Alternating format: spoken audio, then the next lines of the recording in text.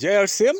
আমরা মাতাস গ্রামে এসেছি। তো আমরা আপনাদেরকে এখানে দেখাবো আমাদের আরসিএম হরিশ্চন্দ্রী যে আছে, যে আমাদের জৈব সার, তার উদাহরণ আপনাকে দেখাবো কিভাবে আমাদের জমির মধ্যে ধানের ফলন বৃদ্ধি করেছে এবং পাশের জমির তুলনায় এনাদের জমি কীভাবে হয়েছে। তো যাই হোক, একটু আপনারা ধানটা দেখে নিন।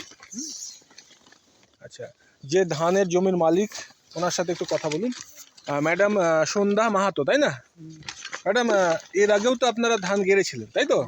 আচ্ছা, তখনকার যে ফলন আর এখন যে ফলন এবং গাছের যে চেহারা, আপনার কি চট করে বিশ্বাস হচ্ছে এরকম ধান ছিল আপনাদের? না। আচ্ছা, ছিল না। আচ্ছা, ধানের যে ফলনটা হয়েছে, ম্যাডাম, আগেও আপনার পাশের যে জমি আছে তার এই পাশে এই আপনার জমির সাথে ডিফারেন্সটা কেমন একটু আমরা দেখে নিই।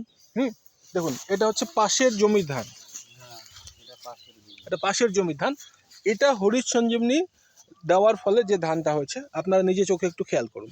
তো ম্যাডামের কথা শুনবো। ম্যাডাম, পাশের জমিতে যে কাঠি হয়েছে কতগুলো গুনলেন আপনি? 13টা। আপনার জমিতে হাইস্ট কতগুলো হয়েছে? 27টা হয়েছে কাঠি। তো এটা তো ম্যাডামের জমি, ম্যাডামের কাছে আমরা শুনলাম। এবার ওনারই প্রতিবেশী একজন আছে, যেনাকে আমরা পেয়েছি। স্যার, আপনার শুভ নাম স্যার? সুভাষ মাহাতো। তো স্যার, আপনি তো ওনার প্রতিবেশী, তাই তো? হ্যাঁ। আপনারও তো কৃষিকাজ করেন। হ্যাঁ। তো আপনার কি মনে হচ্ছে যে সারটা উনি ইউজ করেছে? আপনি দেখুন, পাশের জমির ধানটা দেখতে পাচ্ছেন, আর এনারটা আপনি দেখতে পাচ্ছেন। কি মনে হচ্ছে, এই সারটা কি ব্যবহার করা উচিত? পাশের জমি থেকে ওই ধানটা ভালো, অনেক ভালো হয়েছে। অনেক ভালো। আচ্ছা, কোন সারটা ইউজ দানা করেছে স্যার একটু ভালো। দেখান, সামনে একটু আসেন। আচ্ছা, আমরা দেখে নিই। আমাদের জয়ন্ত প্রসাদ সরকার স্যার, ওনার হাতে দেখতে পাচ্ছেন হরিশ সঞ্জীবনী, স্প্রেম্যাক্স এবং র্যাপিড। এই 3টে প্রোডাক্ট আমাদের আরসিএমের উনি জমিতে ব্যবহার করেছে। তো ব্যবহার করার পরে যে রেজাল্টটা পেয়েছে সেটা আপনাদের চোখের সামনে। তো আজকে আমরা সবাই দেখছি। স্যার, আপনার কেমন লাগছে?